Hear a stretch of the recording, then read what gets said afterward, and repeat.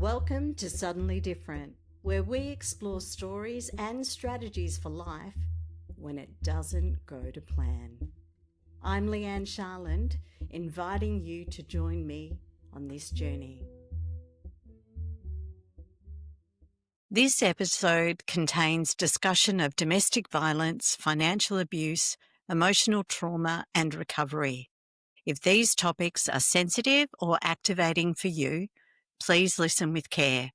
If you or someone you know is in danger or needs support, you'll find national helplines and support resources listed at the end of this episode and in the show notes. What happens when your body is still showing up, but your spirit has been chipped away? My guest today, Amanda Thompson, knows the quiet devastation of being broken in private while performing in public. As the founder and director of Endurance Financial, Amanda brings more than just strategic advice. She brings lived experience. She's a survivor of domestic violence, a financial advocate for women, a mother, and a multiple Ironman triathlete. Wow. Her story is not just about trauma, but about what comes after, about rebuilding, identity, reclaiming agency, and helping others do the same. Amanda is also the author of Financially Fit Women and a keynote speaker and MC who's determined to help women stop outsourcing their power and start leading their own financial futures. This isn't just about numbers. It's about safety, about strategy, and about starting again from wherever you are. Amanda, thank you so much for being on Suddenly Different today. Thank you for having me. We've known each other for a little while and shared speaking rooms. We have. But until we had our chat preparing for this podcast, I had no idea what had been going on for you, except that you had a need to be quiet. It's funny, isn't it? And you're not alone. I just by chance the other weekend I was at an event, similar stages that we've been on before, and someone said to me, "You're different." And then it was like, "Welcome back." And I realized I really had been out of the spotlight for well over a year, and I'd lost that year.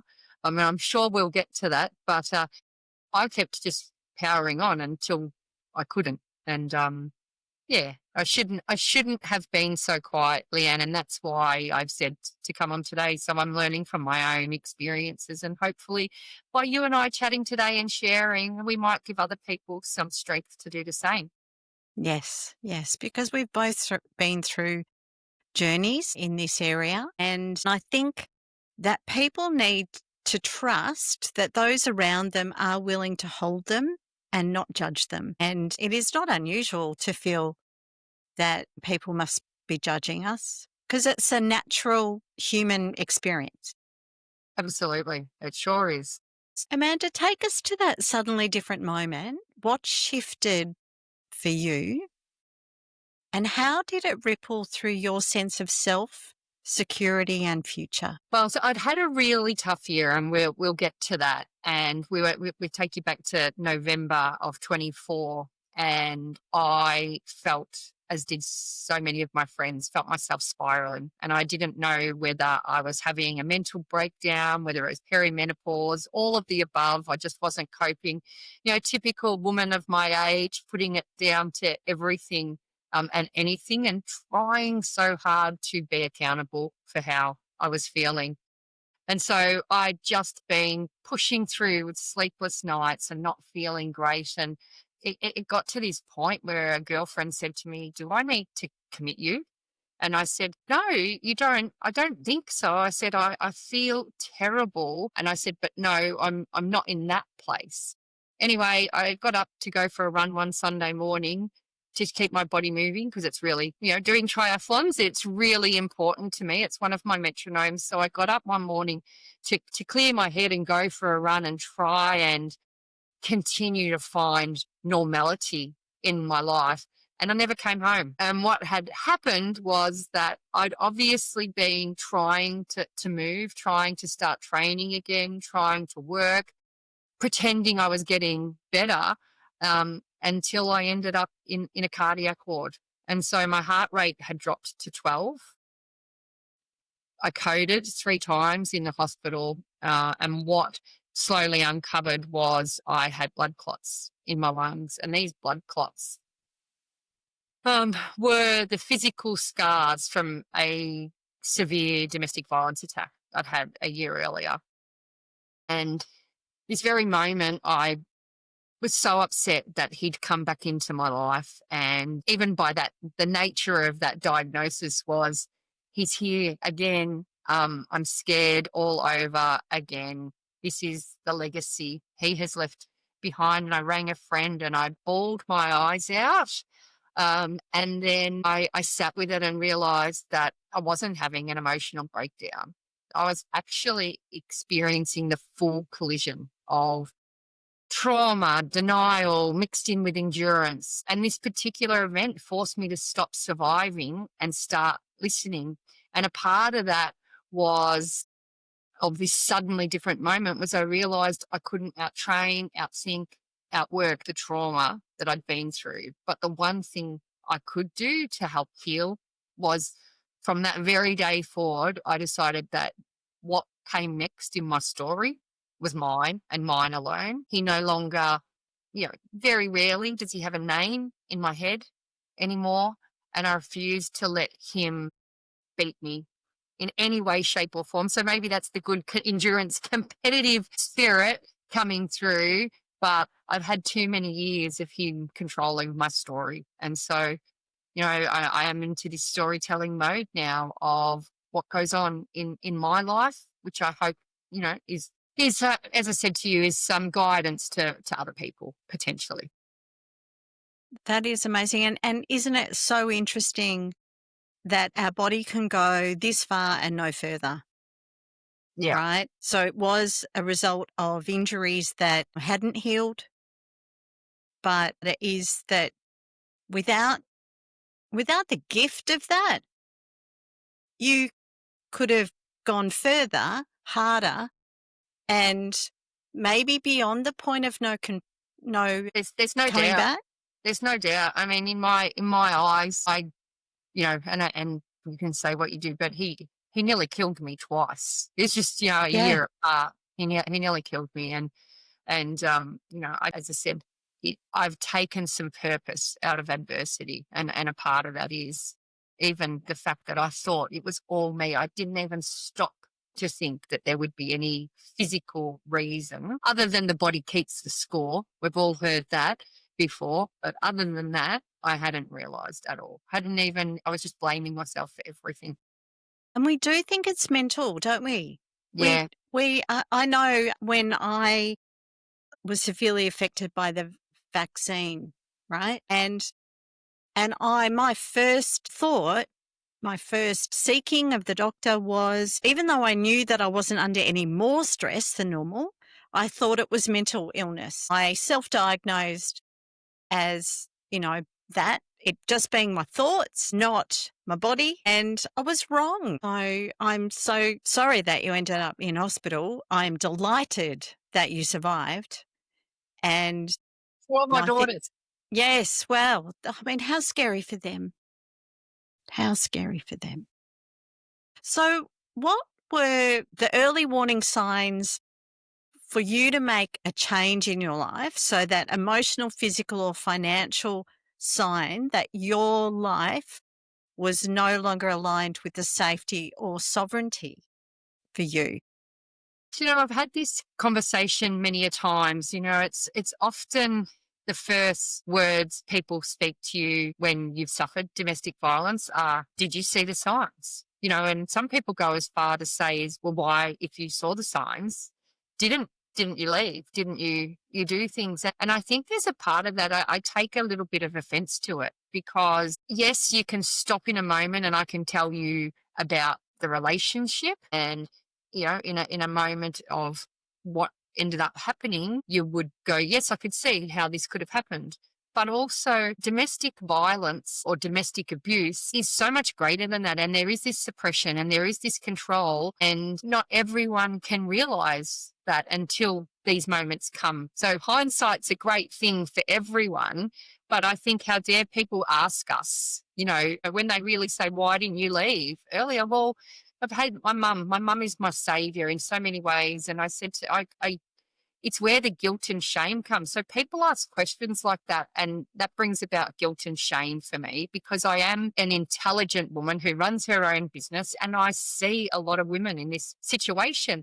And I'd already talked myself into staying quiet because I thought I'd lose my credibility, and my mum said to me, she said, Amanda, you see the good in absolutely everyone. And you would have, it was my second relationship, so it's not my girl's father. And I wanted a happy life. I was committed to it. I'd brought him into my family. And so for me, yes, there were signs. Unfortunately, though, we were both triathletes. And this is, I think, where some of the blur comes for me, is that you could see signs, especially when he was drinking alcohol, but it didn't happen very often because we were triathletes. We were both super healthy and super fit. And so blowouts, for want of a different word, rarely occurred. And triathletes get very tired in endurance and very emotional. So a lot of that, I was seeing the good in someone and passing that off as, we all get cranky or we all do this. And it's only in hindsight that I realized I was constantly anxious. I was apologizing for things that weren't my fault to keep the peace. Yes. I didn't experience any financial abuse because I'm so independent in that particular way. You'd hoped so. But those signs, the self-doubt, the exhaustion, the loss of joy, when I look at that, that was me knowing but not acting, because I was trying to see the good in someone, and there were lots of good.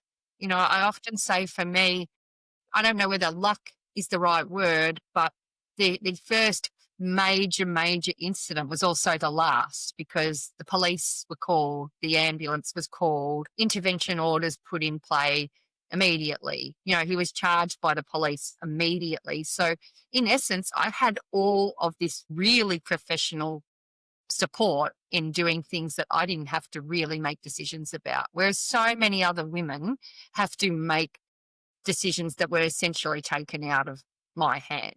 And so I spend time in that. I spend time trying to put myself in someone else's position, more so now than ever, of how hard those decisions are to make. And especially as a female, how scary those decisions are to make when you look at financial security and stability of housing are two of my biggest things when it comes to that. Oh, absolutely. Well, I mean, I know we've come a long way in the last 60 years with regard to domestic violence, but I came from a domestic violence household as a child, and I know that there were times that mum would pack a bag and threaten to leave, but she had nowhere to go, and so she had nowhere to take us. And the religion at the time was all about forgiving and keeping the family together. So it was a very different message than it was back in those days. And I don't necessarily think we have come that far, to tell you the truth. So, I mean, Right. you look at how many women are losing their lives.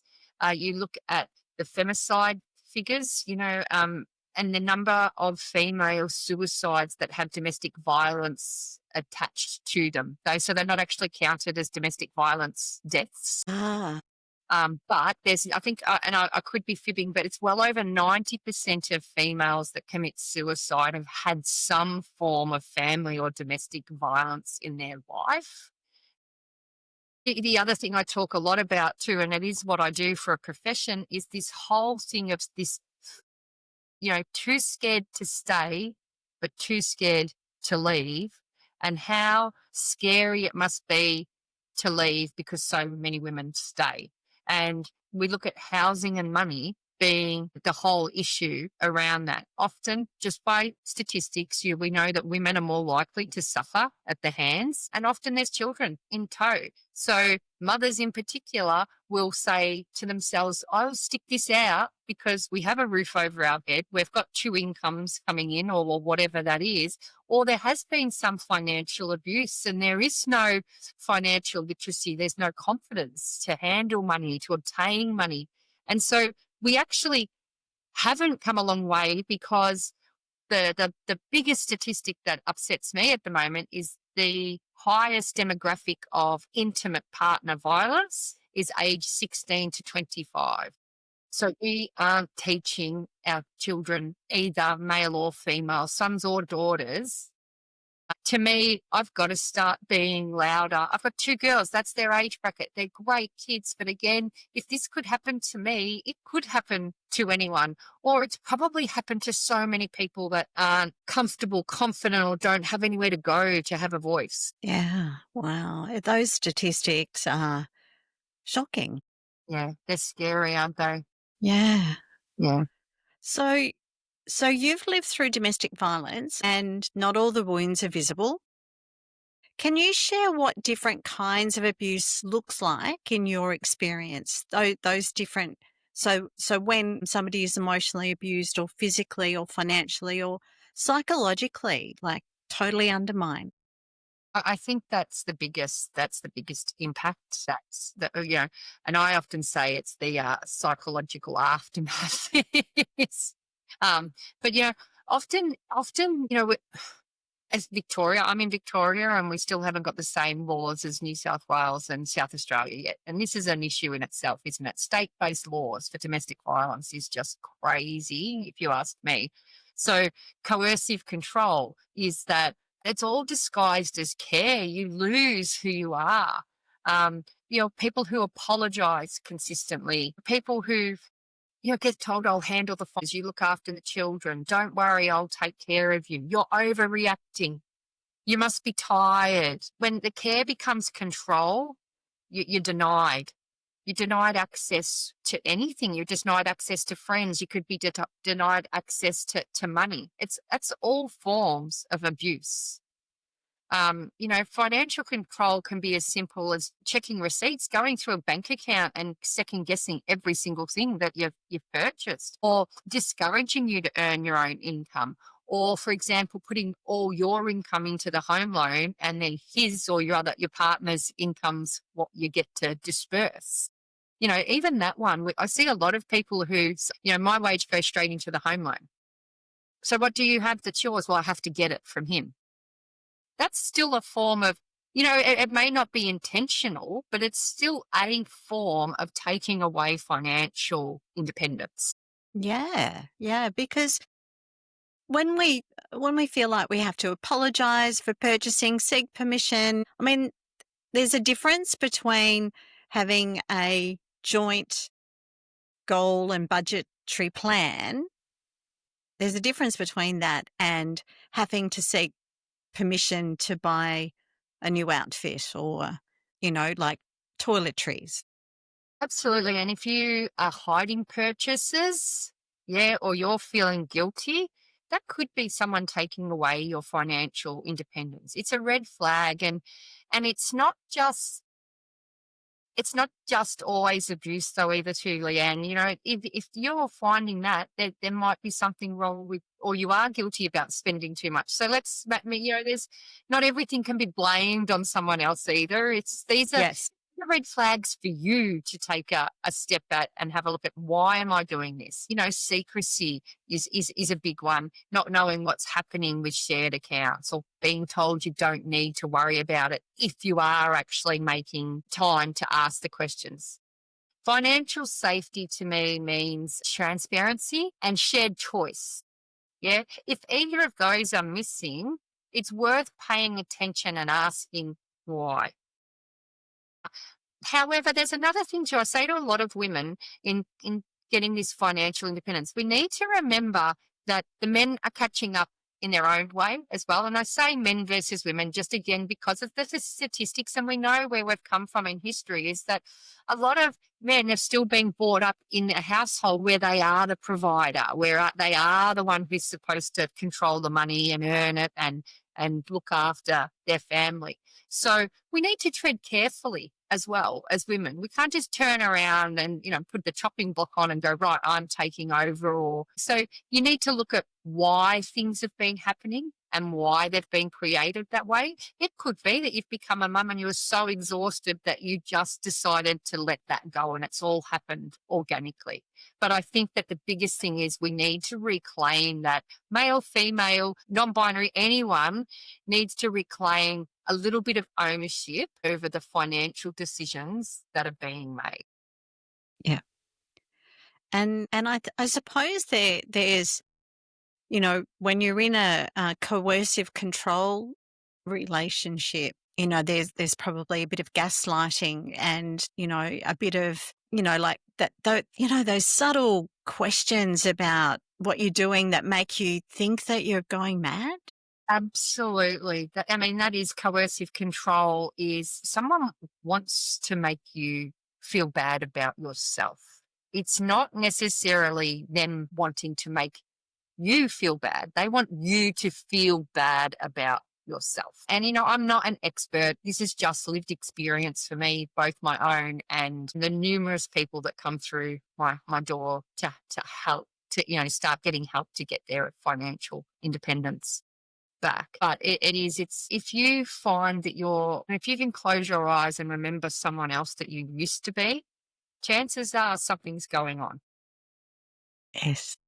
Yes, yes, especially if it's not in a positive trajectory where you realize that you've become more financially literate and, you're actually saying that compulsive spending isn't the right way. I know there was a period of time where I went through different knowledge about finances and realized and had a big wake up call and apologized to my husband and said, my spending has been based on immaturity. And, and I'm sorry about that. I mean, we've turned out okay. We've been together 35 years, but we sometimes don't grow up from teenagers about our financial planning. Well, I think a lot of it's got to do with our financial mindset, our money mindset as well. Why are we the way we are with money? What has shaped your beliefs about money? They usually come from childhood.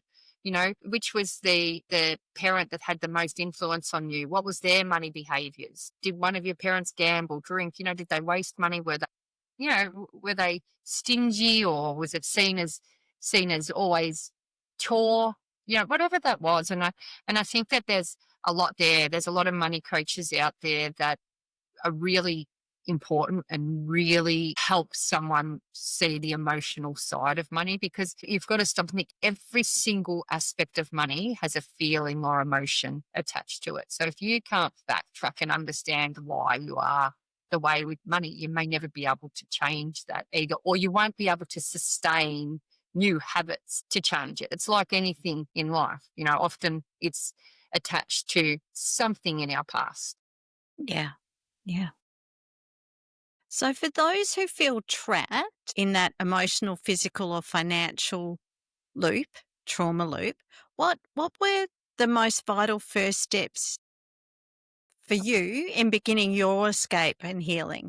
And I have to say, for me, because as I said, I'm not a psychologist, I'm not a counsellor, I'm a financial advisor who can in her own way be a counsellor, so trust me.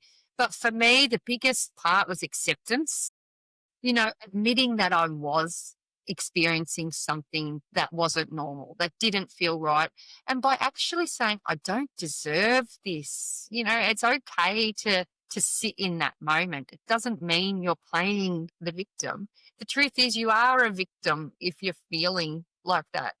And then for me, and I really advocate this, then the next step is planning. I had to quietly rebuild. I had to rebuild a financial safety net. As we've said, I took a year off work practically, not by choice, but I was only just coping. And so I'm so glad I've practiced what I preached, and I had money there to for you'd never want it to be for that situation, but it was. And so I had to revisit my goals. You said at the start, I'm a multiple Ironman triathlete. That's been taken away from me. I my metronomes in life, I work, my children, and triathlon. And, two of those disappeared for a year, just about. And so I had to reset goals, revisit my own values, revisit who I wanted to be, and then put the planning on how I was going to do that. And I do believe in documenting things. Putting a plan in place in your head is not the same as doing it. But but also, even though I am so good at what I do, for me, the first call was to a friend, and the second was to a professional. You don't have to do it all at once. Just start with that one safe step.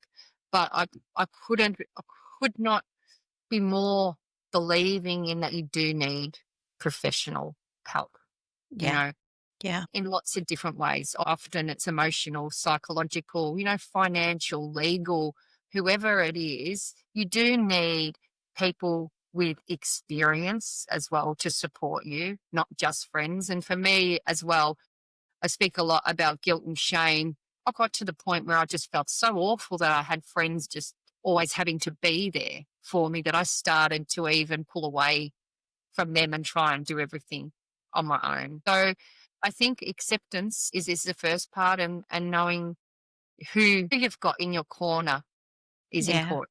Well, Yeah. Because that's in my research, I found that you talk about the importance of a circle of safety. And it sounds to me as though like you had professionals and skilled people and those that you trusted in your circle. I do, and that circle's changed as well, because as I've started to share my story, so I think I said to you, every Wednesday I write a piece on LinkedIn that is really raw. So I don't know what I'm going to write until I start writing it. And it shows, if you went back and read them, you'd be like, oh, she's a little bit of a yo-yo sometimes. And that's the truth. There are great days, there are not so great days, and there are days where unfortunately my heart rate gets so low, I'm lucky to get out of bed.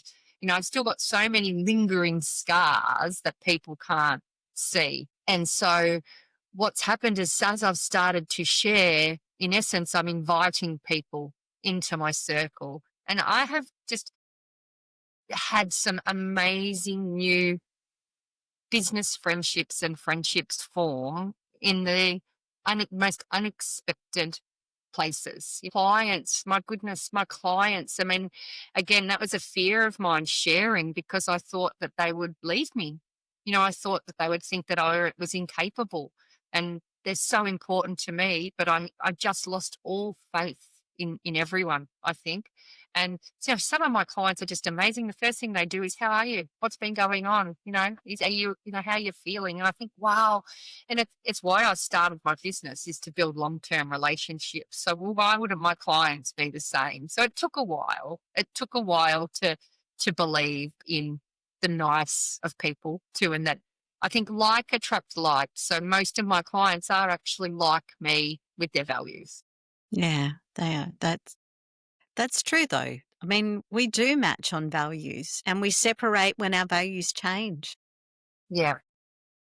So you often say you help people become their own CFO, confident, focused, and on top of their finances. What does that practically look like after trauma?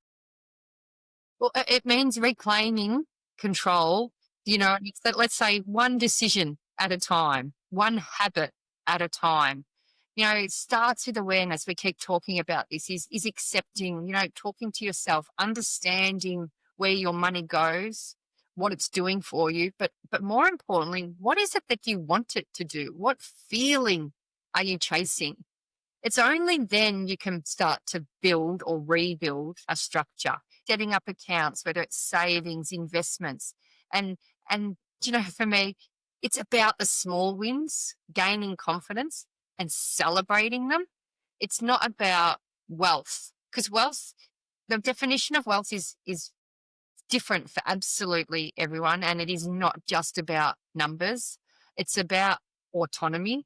Becoming your own CFO is not being great at Excel spreadsheets. It's knowing your own worth and knowing that you can make decisions. And I say, with knowledge comes clarity, with clarity comes purpose. And then all of a sudden you're making purpose-led financial decisions for your long-term goals, whatever they may be. And I know, like, I had a good career, and I would spend money to reward myself, overspend money to reward myself, and probably be a bit rebellious. But it was when I discovered the feeling I was seeking with that spending, I was able to then look at how else could I get that feeling, right? Absolutely. Yep. Until I did the analysis on why was I doing that? And my parents both were gamblers. They were hopeful that that would add to their weekly income.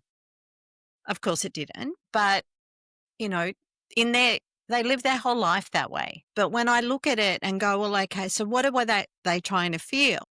They were trying to feel community. They were trying to feel connection. They were trying to feel hope, and they were wanting a better life. And, when anybody has the opportunity to look at how they're experiencing their finances and their life, they can make better decisions. Yeah, absolutely. Yeah. Absolutely. So, You're my star client before we even begin. so when somebody comes to you and they are just overwhelmed, right, with this thing, and I can imagine my sister-in-law recently lost her husband through heart issues, and she'd never looked after the money before, and it was overwhelming for her. But she's learnt little things. She got the confidence of, I paid online, like just those little things. How do you be the wind beneath your client's wings to give them that trust that they can take a step? It's exactly like you're talking to me now. Yeah, I develop unique ways for everyone, because everyone is different. I keep talking allied health professionals, for example, are generally quite bad with money because they are givers of their time and their energy, and therefore money is not seen as, it's not seen to be in that place. Neurodiverse people have different ways of understanding money. And so for me, we unpackage it in a very safe environment. As I said, it all comes to knowledge. So you will never get just a 60-page financial plan from me. You will get understanding. Legally, I'm bound by regulations under a financial advisor law, but it doesn't mean I can't go above and beyond those regulations. So will meet with clients in person as often as I can, because we retain more information when we're sitting next to each other looking at things. But it's about understanding where someone wants to go. We do a lot of goal setting to start with, and then we unpack it and we start small. I had one lady tell me that her biggest goal was to go on that date night with her husband once a fortnight. But as simple as that sounds to so many people, she ran her own business. She had 2 high needs children, no family. So a date night was quite an expensive outing. And so we worked that in. It's all about, I'm also, you'll hear, if you have followed me or you listen to me, I say budget's a dirty word. I don't like it. I find it comes from a place of scarcity and control, whereas a control in a negative way. I use the word spending plan, where the aim is to create a surplus, not to be told where I should or shouldn't put my money, but to be driven by that positive endorphin of having surplus. And so I don't ever get people to go and tell me how much they spent on energy last year, for example. We don't do that. I say, let's guess what you spend on energy. And then we go through that over a few months. And so all of a sudden it becomes an intrinsic understanding of your money, in a completely different way than having to go retrospectively backtracking through things. So we do it with progression over time.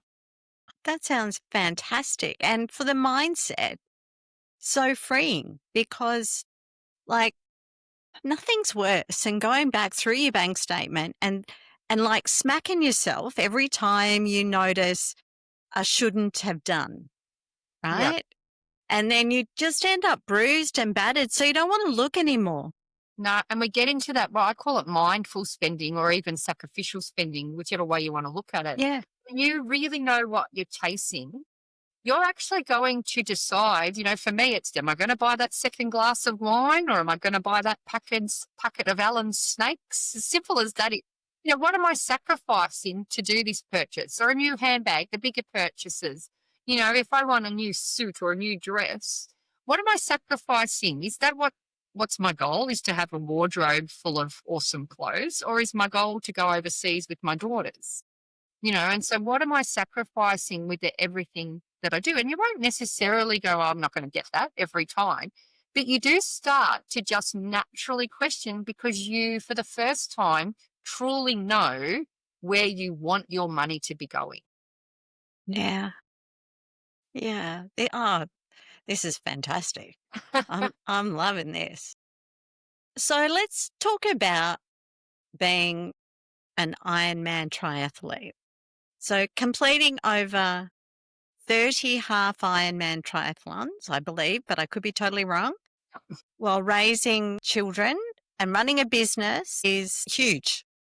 What role has physical endurance played in your rebuilding of your life? Oh, do you know what? I'm going to get to that in 1 minute. But for everyone who thinks I'm a female, an advocate for females, you are 100% correct. And I am an Ironman triathlete because it's a brand. So I'm a woman who competes in Ironman triathlon. A lot of people say to me, aren't you an Iron woman?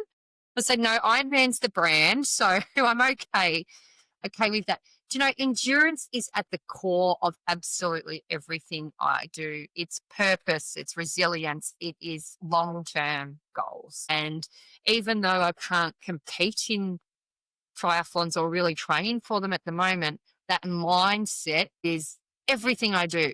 I'm known for being able to put a lycra analogy into anything with money.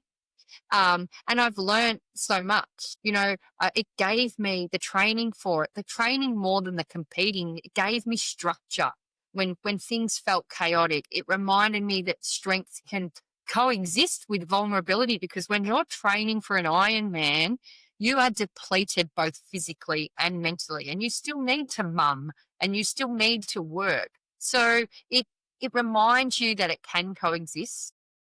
And every single race taught me something about pain or patience or progress or setbacks. And they are lessons that have been mirrored in my recent recovery journey. The finish line isn't about speed. It's about, staying in that game, staying in that race. That's endurance.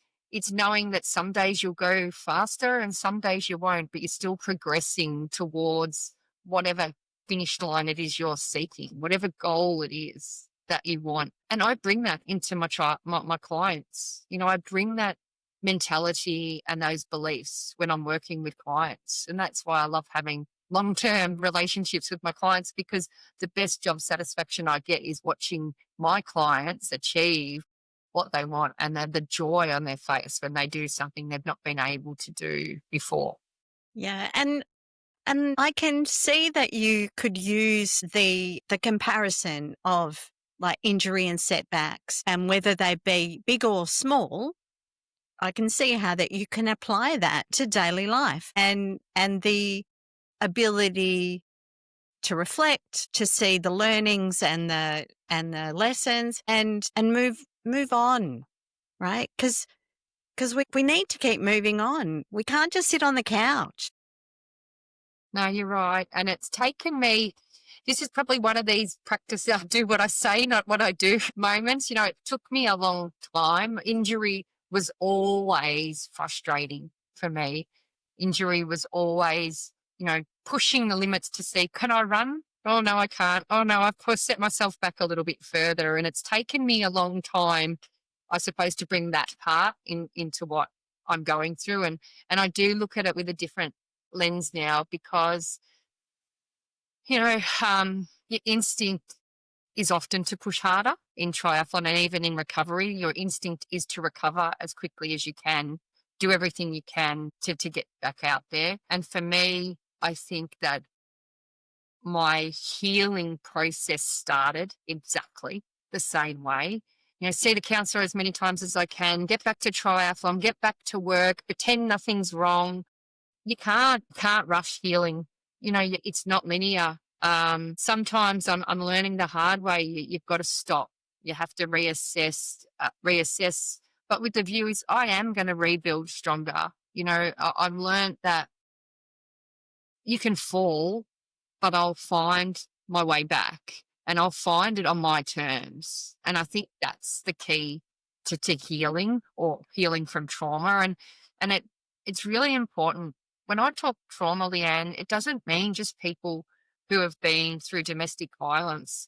It could be mother guilt of being a working mum and going to work and juggling work or home. It could be the loss of a loved one. Trauma comes in so many different forms for so many different people. And I think this is some of what I'm trying to get out there is that trauma goes long past physical scars that we can see on people. And my keynote's called Hidden Scars for a reason. It's what we don't see that really, in my opinion, is the trauma that we individually endure. And that's where, we can say it's our story to write. It may take time, but it's our story to write. And what happens next, isn't always up to us, so like the whole Amanda can't do triathlon anymore. If it was up to me, I'd probably go out and try another one, but I'm trying to behave myself. I think that's part of it. Yeah. And I think that there's an element of maturity and self-awareness in making that decision. I know with my condition, I had all day yesterday having to rest. I was feeling absolutely dreadful, but I know what I've got planned, right? So I've got joy planned. I've got connection planned, and I know that I'll be fine. I'll be fine as long as I also have rest planned. Absolutely. And nurturing and paying attention to when those hidden scars call out for attention, and they do. They certainly do. So in your work with clients and women across the country, what continues to surprise you about the beliefs women hold around money and self-worth? I often hear I'm no good with money. I didn't want to be an accountant. For me, I think one of the biggest things for women in particular, and I say mums, probably I take one step. Actually, it's starting to change a lot, but I used to say mums. There's two parts to it. We tend to be so selfless by nature, and therefore part of putting ourselves last is putting that whole money part last. Can't do everything, but all of a sudden something will hit us and we realize we have lost our confidence with money, and we tell ourselves we're bad with it. And especially if we're in the throes of life, we don't necessarily want to look what we're bad at in the eye. So we keep pulling the wool over our own eyes. I think that's one of those parts. The second part for women in particular is we are our biggest critic. We are our biggest roadblock, because if we go to that whole, I've lost my ability to do this, I'm not good at that. We don't want to admit that. We don't want to show weakness in this time and age where women are trying so hard to climb ladders and be up there and have equity and equality. We don't want to admit it. So again, I think asking for help is such the biggest sign of strength and resilience. You don't have to go through everything alone. And I think that is a huge realization that enough women do not have. You don't have to do it alone.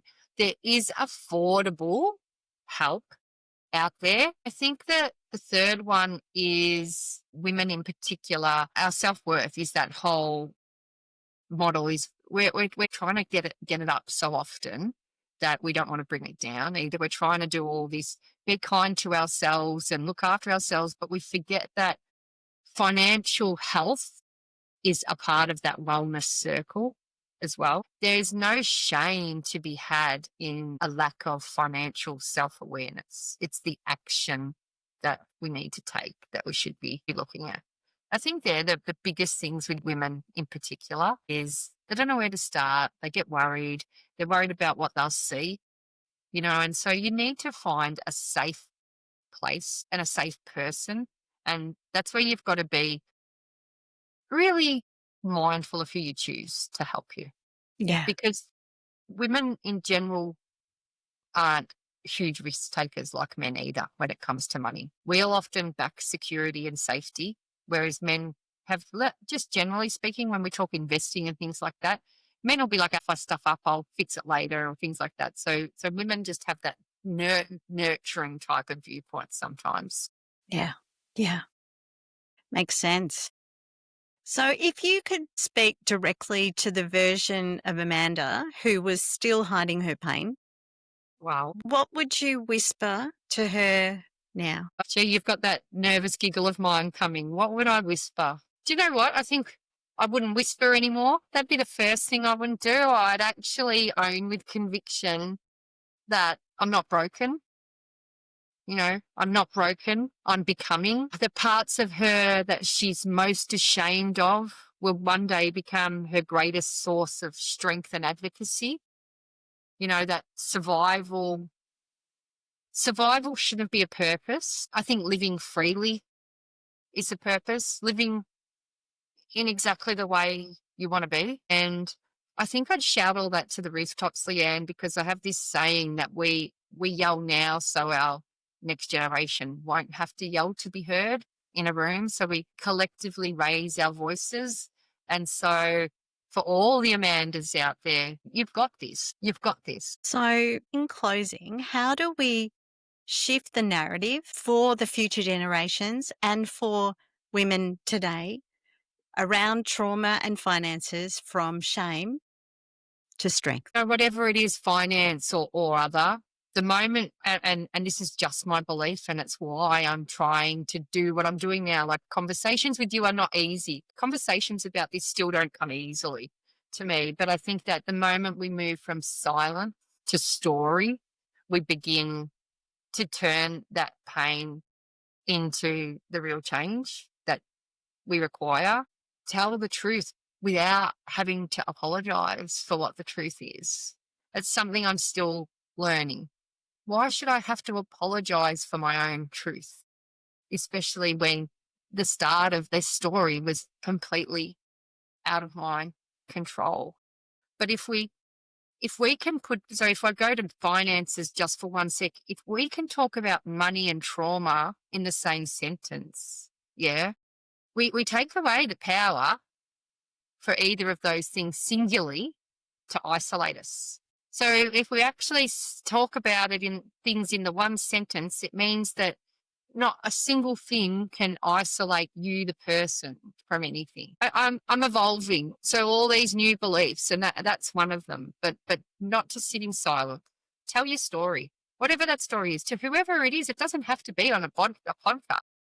Write, journal, tell a friend, ring your parents, ring your sister, or brother. Just share without guilt or shame. Yeah, fabulous. So, Amanda Thompson doesn't just talk about endurance, she embodies it. From navigating the hidden scars of domestic violence to redefining financial freedom on her own terms, Amanda has built more than a business. She's built a message, a movement that you can recover, rise, and reclaim your life, not despite your story, but because of it. Her work reminds us that every spreadsheet, every safety plan, every training session, every whispered, I can't do this, followed by, but I will, is part of the transformation. If you're feeling stuck, silenced, or scared, know this: your future is not cancelled. You get to begin again, and you're not alone. To connect with Amanda or explore her work, visit www.endurancefinancial.com.au. Read her book, Financially Fit Women. Find her on LinkedIn. Email her to come and speak at your office. Just reach out, because she is passionate, purposeful, and amazing. Amanda, thank you for being the voice we need. Steady, clear, and full of fierce compassion. Thank you so much. Thank you. I hope that we have reached some hearts today. I'm sure we have. I'm sure the people who need to hear will. So thank you, listeners, for today. I will put contact numbers in the show notes if you need help. But just remember that there are resources for you. Respect, Lifeline 131114, and Financial Counselling Australia 1800 007 007. Thank you, everybody, and have a wonderful day. This has been Suddenly Different. I'm Leigh-Anne Sharland, and I'm so grateful you shared your time with me. If you felt a spark, a tear, or a moment of recognition, I hope you'll pass that gift along by sharing this show. Take a deep breath, trust your path, and I'll meet you back here soon.